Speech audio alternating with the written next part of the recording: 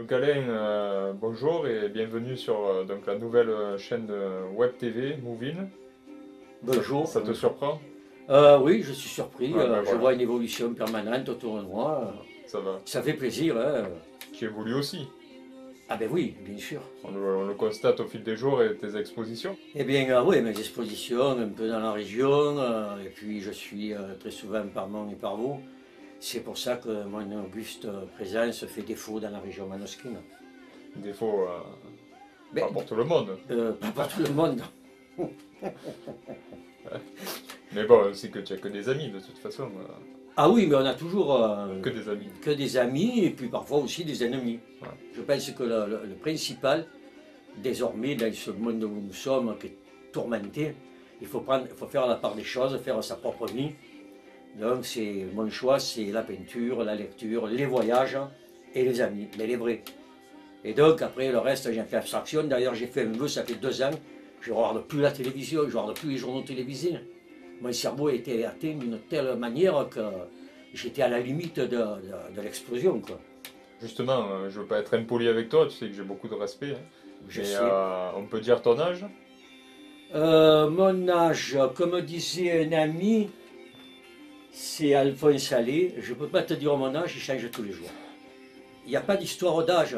Moi, tous mes amis sont partis. Je suis un des rares survivants de cette époque, des années 60, 70 jusqu'à maintenant.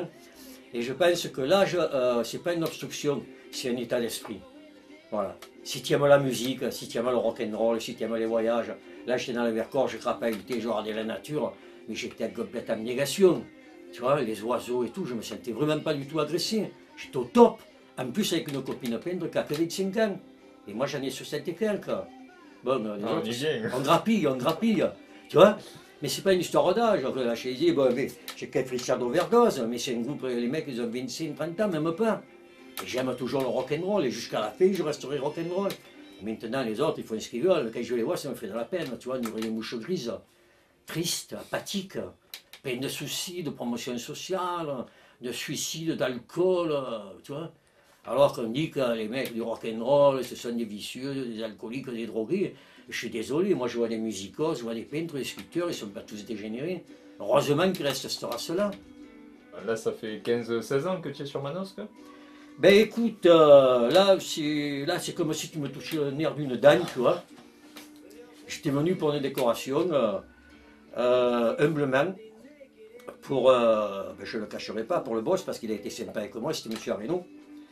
Et pas qu'il m'a pris sous sa coupe, mais il a compris mon état d'esprit. Ça ferait comme l'éternel Iran, tu vois. Il m'a prêté le studio, qui m'a permis de pouvoir souffler pendant un certain temps. J'ai fait la décoration du garage, donc je gagnais 4 sous, mais je pensais rester qu'un mois. Et en fait, après, bon, ben, c'est comme dans tout, hein, j'ai rencontré une nana qui était mignonne et tout, et puis voilà, c'est parti. Et puis, de fil en aiguille, j'ai sympathisé avec des gens de la région. J'étais appelé à faire des peintures à Digne, à Saint-Tropez, d'un côté, de l'autre, perdu au petit hameau de Bain près de Mézel, à faire une tombe dans un cimetière. Comme quoi que la vie, on en revient à l'histoire des vieux et des jeunes. Alors, qui m'aurait dit que j'aboutisse ici, que je finisse dans un cimetière à décorer? Et la peinture en elle-même, tu es venu comment et il y a combien de temps? La peinture, grâce à elle, j'ai été sauvé parce que c'est la seule qui m'a jamais trahi dans ma vie, hein. La peinture et ma mère. Après, le reste, ça a été que du boucan, hein. Oui, la peinture, eh bien, tout jeune, je faisais comme j'ai dit maintes et maintes fois, il n'y avait pas de jeux Nintendo, des choses comme ça et tout. Donc j'étais chez moi et j'avais des petites revues qui s'appelaient Pim Pam Poum, Vaillant, il y avait Vigor, Tarou, plein de BD, Gary. Et je m'amusais à refaire les BD à l'encre de Chine, noir et blanc et tout, des semaines et des semaines et des mois. Donc là, tu te fais une dextérité de la main et puis j'aimais le dessin. Donc, mon père, voyant les possibilités que j'avais, il m'a trouvé une place en tant qu'apprenti à la Palette à Saint-Just à Marseille. Et là, pour moi, ça a été la révélation fulgurante, tu vois, de ce qui devait être plus tard, ben, disons, mon futur. Je voyais le maître avec ses peintures, et moi j'étais préposé à préparer les teintes. en terre d'ocre avec la colle de lapin et tout, et je voyais qu'il était en train de peindre Hercule, Zorro. Moi, je préparais les panneaux blancs, et puis après, je les nettoyais une semaine après. Et tous les cinémas de Marseille avaient les décorations de ce bonhomme. Et j'étais subjugué, tu vois, parce que j'étais dans mon élément. Et puis après, bon, quand tu es jeune, tu vois, les aléas et tout, je suis parti à Miborine, j'ai déliré. Je me suis retrouvé marchand de fromage, réparateur de rideaux métalliques, manœuvre caroleur avant de partir à l'armée. Et tourne, et bien presque à l'aboutissement de ma vie, je suis retourné à mes premiers amours, c'est-à-dire la peinture et le dessin. Parce que les patrons, bon, ils n'avaient plus de thunes pour me payer. Trop de charges sociales, je me suis dit, allez, il faut que tu t'en sortes. Et comme dans les années 80, j'avais vécu un grand clash, un de plus d'ailleurs, je me suis dit, te démonte pas, quoi, prends tes pinceaux et tout. Et j'ai attaqué sur la plaine à Marseille. Un magasin de BD, ça s'appelait L'île au trésor, de Stevenson. J'avais fait toute une fresque. De là, un restaurateur syrien s'arrête, me demande d'aller décorer un thème sur la Syrie. Après, carrément nuit sur le boxeur, salle de boxe, un Sparte. C'était parti mon kiki, et pendant des années, j'ai décoré sur la plaine à Marseille et puis ailleurs. Puis un beau jour, c'était un collègue qui m'a dit, voilà, il y a une décoration à faire sur Manosque, et je me suis retrouvé ici. Mais j'ai tout le temps peint, quoi, tout le temps peint. J'ai côtoyé, une fois de plus, Ambrosiani, qui était avec ses toiles, il venait humblement voir mes patrons, il se moquait de lui, il était déjà futuriste, avec ses peintures, on aurait dit du cubisme, ou une sorte de puzzle, tu vois, bon, il était tout jeune et je le pauvre. Après, il y a eu Barthélemy, un mec tout dépenaillé, avec une cabane toute pourrie, des petites mignonnettes de 51, les cheveux à la Bob Dylan, tu vois. Ces mecs-là, ils me passionnaient. J'ai dit, putain, ils ont une personnalité en eux, ils portent quelque chose. Et là, je l'ai vu des années après. Il était rue Théodore Tuner à Marseille, avec un vieux chevalet pourri, une grande histoire qui pendouillait, tout cassé. Il peignait la Vierge de la Garde, mais on ne la voyait pas. Quand je l'ai vu, j'ai dit, mais qu'est-ce que tu fais? Claude, il m'a dit, mais je sais pas, mais on ne la voit pas. Bon, il avait le litron et tout, mais c'était un Maurice Utrio marseillais, tu vois. Et moi, ces gens-là qui dégagent quelque chose, une personnalité, à mes yeux, ils sont beaucoup plus intéressants que le camping notoire qui se traîne dans la rue, qui fait la rue grande aller-retour, zombie house, tu vois. Voilà. Et au point de vue du nombre de toiles, tu arrives à les quantifier? Oui, j'arrive à savoir. Mais après, bon, il y en a que tu fais cadeau, il y en a qui disparaissent. Il y a tout un tas de toiles que je ne sais plus, mais j'en suis à plus de 400 ou 500 de toiles. Je pense que la peinture, il y a un moment donné, tu es dépassé par ce que tu engendres. Tu peins, c'est déjà te faire plaisir. Parce que j'en connais quelques-uns, je ne dirai pas les noms, mais ils attaquent un sujet déjà en sachant, en pensant de déjà vendre la toile.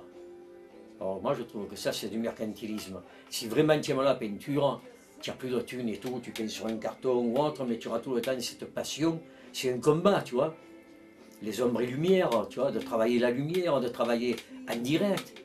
Et quand je vois tous ces gens qui ont le café au lait, les pantoufles, les charentaises aux pieds, et qui quand ils arrivent à l'âge de la retraite, d'un coup ils se révèlent de grands peintres, alors ils vont dans les magasins, ils achètent une boîte qui coûte la peau des choses, des pinceaux, et puis ça y est, c'est parti. Tout ce toit que je lui mette en photo dans le journal, c'est moi, c'est moi. Je dis, ouais, oui, c'est ces choses. J'ai la vraie peinture, un peu d'humilité déjà. Et puis si tu peins, c'est pour toi le plaisir, un combat que tu mènes, tu vois.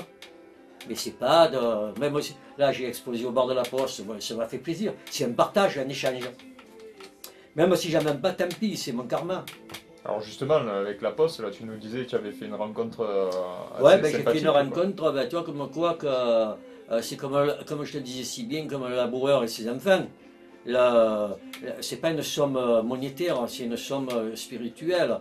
C'est que cette dame qui est venue, on a discuté peinture et tout, puis elle m'a dit, bon, je m'appelle Madame Monnier. J'ai dit, Monnier, alors ça m'a travaillé. Puis quand je l'ai revu une seconde fois, je lui ai dit, mais vous êtes une petite fille du peintre Monnier? Il m'a dit, oui, mais arrière petite fille. Et j'ai ébloui. Tu vois, ça a été une rencontre enrichissante. de rencontrer une arrière-petite fille. En plus, elle aime la peinture, le dessin. Je pense qu'on va travailler ensemble, aller sur le terrain et tout, tu vois, parce qu'elle a vraiment le fun. Puis elle aime Jenny Joplin, elle aime le rock'n'roll, une bonne dégaine. C'est la peintre, c'est une personne qui, disons, comme Laurie, une amie qui peint, qu'on est parti ensemble faire des peintures, voilà, c'est des gens qui me passionnent. C'est la femme idéale pour toi?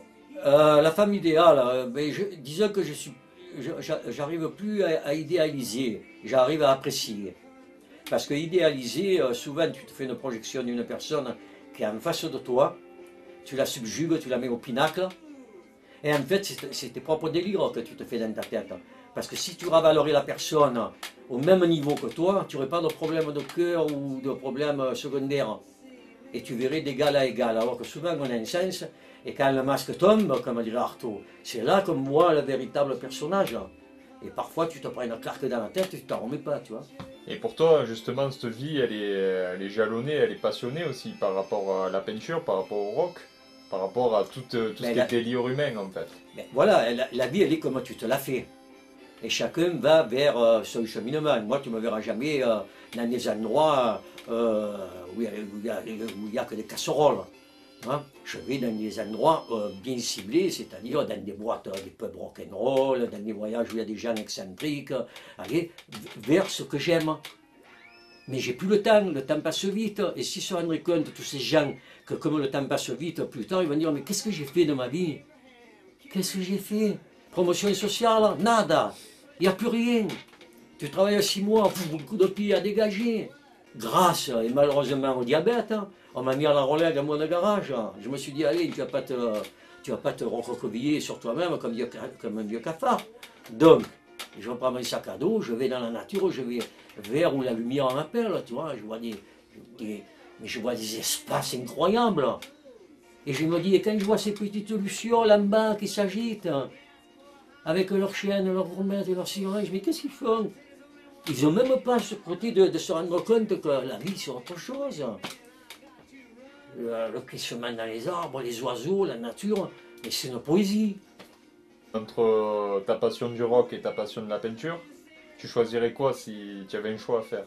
Indissociable. Parce que bon, la musique me permet de vibrer comme une plante. Et en plus, au travers de la musique, ça m'amène des visions pour faire mes peintures. Parce que la peinture, pour en revenir, c'est une thérapie il y a eu des périodes où j'ai vécu des moments durs, difficiles, des moments de tristesse, des moments de trahison totale. Mais la peinture, ça a tout le temps été une thérapie dans le sens que même quand tu es bien, tu peins, mais quand tu es mal, tu peins aussi. Et j'ai peint dans une situation pareille. Et tu as un fluide qui passe du cerveau dans ton bras, et dans ton bras, tu appliques sur la toile avec le pinceau une certaine douceur. Et c'est une thérapie parce que tout passe par le bras, le cerveau et le pinceau. Et quand tu appliques sur la toile, c'est comme si tu caressais la toile et tu arrives à faire naître des situations et autres. Alors que les mutants qui t'ont trahi, jamais ils pourront le faire. Eux, c'est du direct comme ça. Alors que toi, tu as une sensibilité dans la peinture, dans la sculpture, dans la littérature, dans la danse. Alors tout ce qui est artistique, on nous prend pour des glandeurs parce qu'ils s'attendent à ce qu'on ponde tous les jours une toile ou une sculpture. Mais il faut un temps d'incubation. Et bien ça, les gens, ils n'arrivent pas à le comprendre. On vit dans un monde particulier, tout ce qui est artistique. Moi, je vénère les guitaristes, je n'ai jamais été guitariste, mais quand je suis à Hawaï, et je suis désolé que j'ai vu Jimi Hendrix devant moi, j'étais là en abnégation, tu vois. Moi, Jimi Hendrix, il vaut 100 millions de clampins que je croise. Parce que tout le cheminement, Jenny Joplin et tout dans le soldat, hein. Johnny Thunder, un grand personnage, les Cramps. Et quand tu entends cette musique, je suis désolé, hein, c'est comme les musiques qui te prennent à la tête, voodoo, irlandaise, africaine. Et tu pars dans des trances, toi, c'est le rock'n'roll. Moi, je t'ai connu quand tu as commencé à bosser au Collège du Mont d'Or. Ouais. Après, on s'est retrouvés par différentes occasions. Ouais. Je t'ai connu sous Tony Cardiac, je t'ai connu sous Alain, peintre d'Espigoules. Ouais. C'est pas un peu schizophrène tout ça, en fait? Non, pas du tout. Pas du tout. Je te dirai pourquoi. Je ne suis pas schizophrène. Je veux dire par là que tout se mérite. Dans le sens que quand j'étais jeune, on m'appelait Alain le pinceau. Pinceau, on m'a appelé, voilà, Pesos, Pinceau. Ensuite, on m'a appelé, comme tu dis, Peintre d'Espigoule. peintre d'Espigoule. Mais j'ai joué dans l'Espigoule, je me suis mouillé, je me suis montré tel que j'étais. Donc, si on m'appelle comme ça, c'est un point de reconnaissance de tous les mecs qui disent, ou les nanas, qui disent, m'accordent, avec leur gentillesse, m'accordent une reconnaissance au travers des délires que j'ai bien voulu me montrer. Je me suis mis même sur la table, moi. Je n'ai pas fait semblant de jouer, j'étais vraiment moi-même dans le film. Donc, tu as des gens qui disent, le ressentent, et par respect, quelque part, oh, le peintre d'Espigoule. Ils ne peuvent pas m'appeler sans arrêt Alain, Alain, Alain. Et Tony Cardiac, parce que pendant des années, j'étais sur Mistral avec Vince et Anne, à faire Tony Cardiac et les hypertendus. Comme j'étais à Radio des Travailleurs au Coloto à Marseille, comme j'étais à Radio Curie, c'est pas duré longtemps. Tu vois? Mais j'étais à Radioactivité. Pendant que les Da Atomica, ils étaient au théâtre Turski avec Léo Ferré, moi j'étais à faire des grunge, enfin de l'époque, hein, musique industrielle et tout, avec Joy Division et tant d'autres. Pour revenir sur le film d'Espigoule, on se rappelle de ta réplique culte sur la chasse à l'arc, quoi. Qu'il faudrait revenir à la chasse à l'arc pour laisser une chance à l'animal. Mais oui. C'est ton côté écolo, ça, qui ressort. Ben oui, c'est mon côté écolo. Moi, j'adore les animaux. Je mange très très peu de viande. Bon, je ne veux pas me désintégrer, mais je mange très peu de viande. Et les animaux, je ne comprends pas. D'ailleurs, regarde, là, il y a eu le scandale du cheval. Alors, on te dit que le cheval, le pauvre. Mais moi, je n'ai pas envie de bouffer du cheval. J'en ai jamais mangé de ma vie. Je ne veux pas en manger.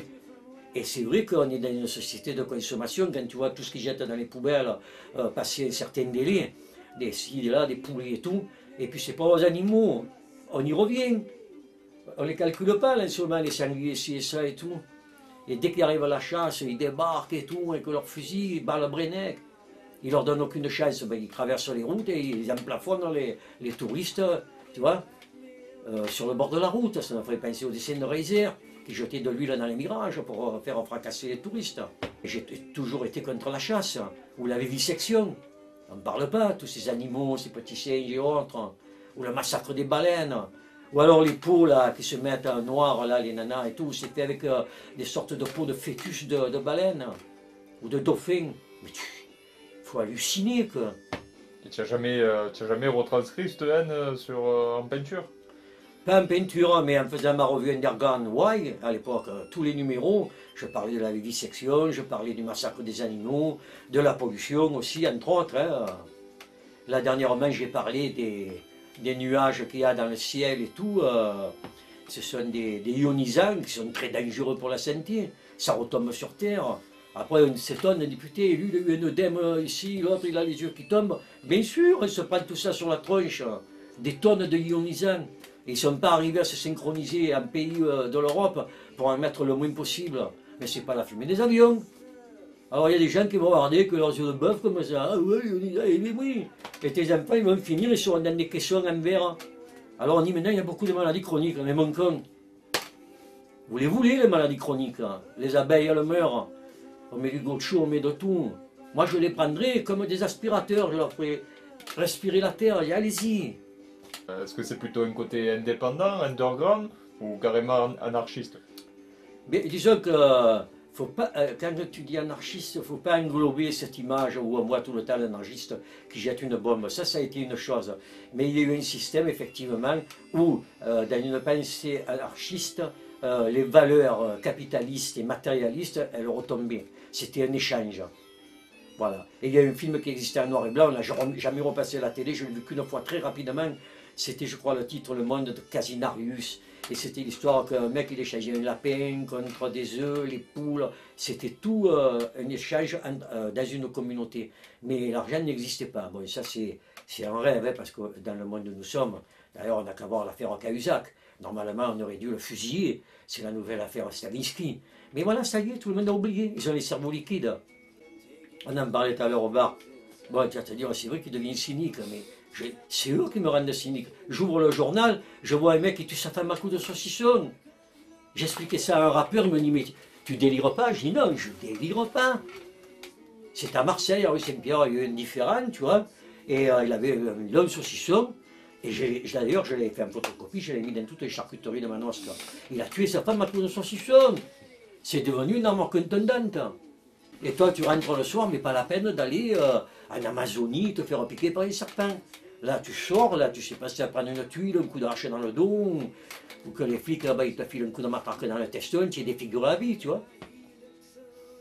Alors, ben, je rentre dans ma petite cellule intersidérale, comme je dis. Et c'est ton antre là en fait. C'est mon antre, je Ça vit, peins, ça respire, je elle est rêve, passée, je là. médite, il me faut de la couleur. Et puis, disons que je ne vis pas dans le passé, mais je vis avec des gens qui, disons, comme j'ai dit précédemment dans une interview, c'est tout cet ensemble de personnages, de molécules, disons, qui m'ont pétri, qui m'ont fait ce que je suis maintenant. Et parle-nous un peu justement de tes rencontres rock'n'roll ou avec les stars qui ont fait vivre le rock'n'roll. Ben, mes rencontres, tu sais, moi ça a commencé dans les années 60. Hein. J'étais à Paris, j'étais monté chez ma tante et tout, et là il commençait à y avoir les premières émissions de Daniel Philippaki, Salut les copains. Donc j'entendais les premiers Elvis Presley, Eddie Cochran, Lucky Blondeau qui avait repris Sheila de Tommy Rowe. Et j'étais inclus dans une bande de blousons noirs de Pantin. Vers Blanc-Ménil Drancy, tu avais la patinoire, et là tu avais les blousons noirs. Et ça a été ma première école. J'étais adopté par les titis parisiens, Perfecto de l'époque et tout, Banane. Moi j'étais tout jeune, j'avais quel âge? 13-14 ans. Et j'étais ébloui par ces mecs. Ils m'avaient adopté, donc je les voyais et tout. Et je travaillais sur Paris à faire le manœuvre sur les toits dans la gare du Nord. Et puis après, je suis redescendu sur Marseille, et là, j'ai connu mon meilleur ami d'enfance qui m'a initié à Gene Vincent, Eddie Cochran, Elvis, Bob Banane et tout, Degen, à fond, tu vois.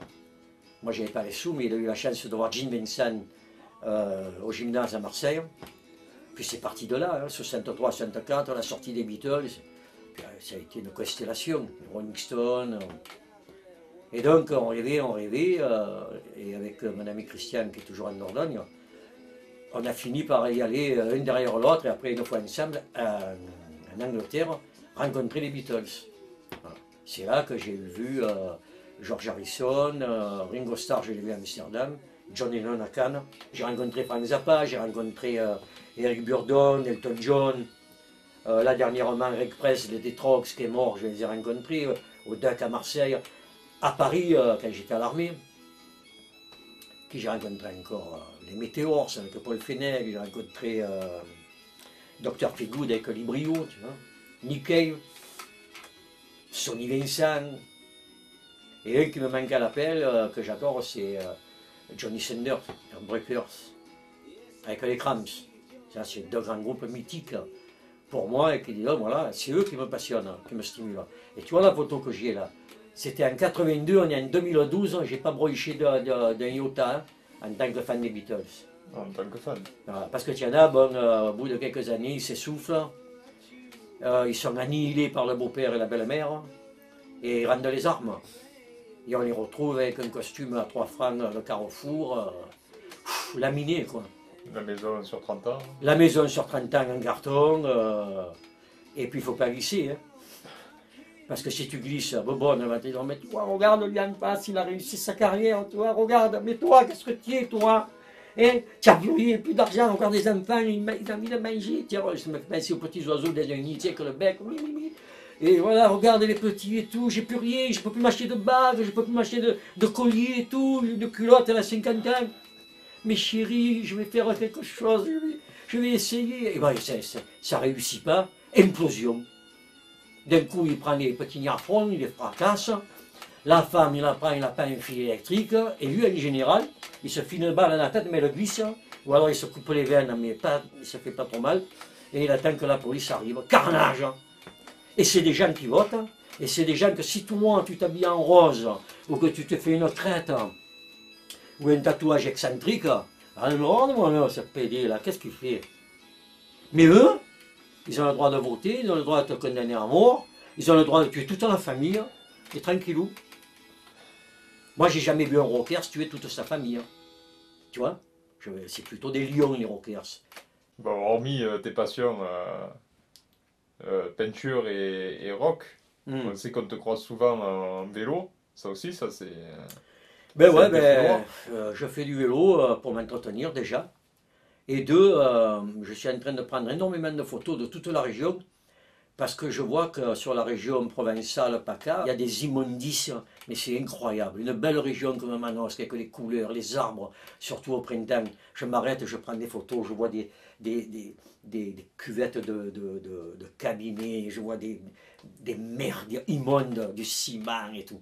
J'étais en compte, ces gens-là, aucune conscience, aucune chose, aucun respect de la nature. Ils jettent comme ça, toi, la va-vite, en traître la nuit. Et la nature, elle ne peut pas se défendre, bien sûr, tu vois.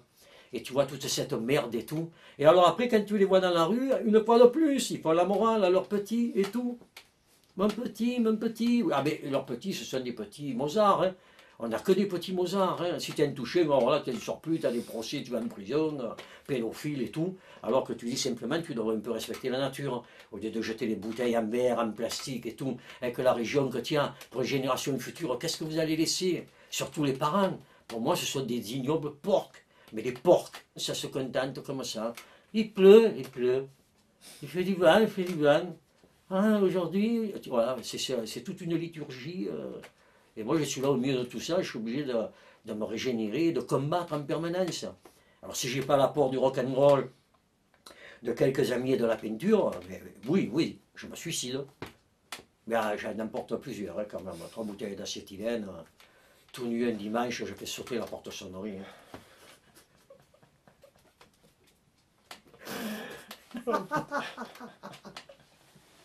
Mais j'ai eu des problèmes toute ma vie, aller plus loin que ça, qu'est-ce que tu veux que je fasse? Ah.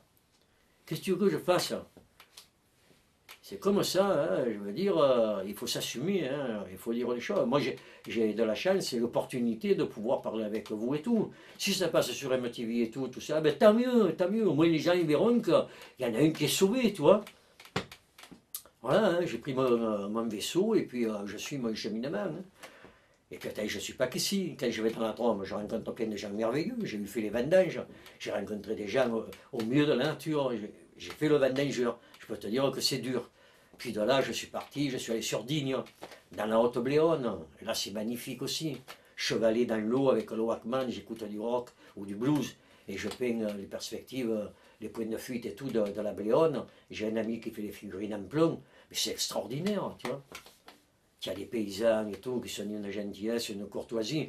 Là-bas aussi, dans un bar qui s'appelle les Sept Évêchés, j'ai présenté à Spigoul, humblement, avec les tables en bois, les chaises en paille, les petits vieux, ils venaient. J'étais dans un autre monde, une autre dimension, tu vois. Un petit bar tout voûté avec des gris-gris en bois d'époque, des vieilles photos de paysans, et ils avaient préparé du sanguet. Pour eux, c'était le facomocher. Et tout ça, c'était convivial. Et tous les gens, ils chantaient, ils mangeaient, ils buvaient. Bon, moi, j'ai pas pu boire, j'ai le diabète, putain de boule. Mais c'était grandiose. À la fin, j'ai parlé avec eux comme des enfants. Puis toutes les avant-premières, tu m'as dit, ouais, Tony Cardiac ou Pedro Espigoul.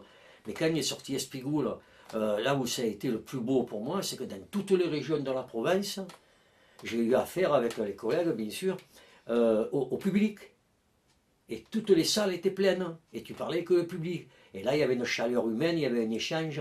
Ils retrouvaient au travers du film une identité provençale, ce que nous, on avait pu faire.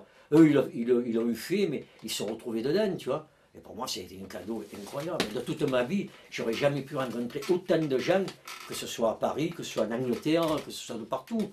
Et toutes les régions de province. Nous avons quand même des gens sur Manosque, quelques groupes de musique, des organisations, tel le Café Quoi avec Mister Brom, tu vois, ou la MJC où ils passent des groupes aussi. Non, c'est bien, il y a des petites galeries, voilà, et sans plus, il ne faut pas trop forcer quand même. Ben, merci Alain, et puis en espérant te recroiser encore bien longtemps, J'espère moi aussi, hein. hein, le Voilà. plus longtemps possible. Oui, non, non, j'ai une mission, c'est de réveiller un peu les cerveaux liquides, et puis après ça va, tout se passera bien.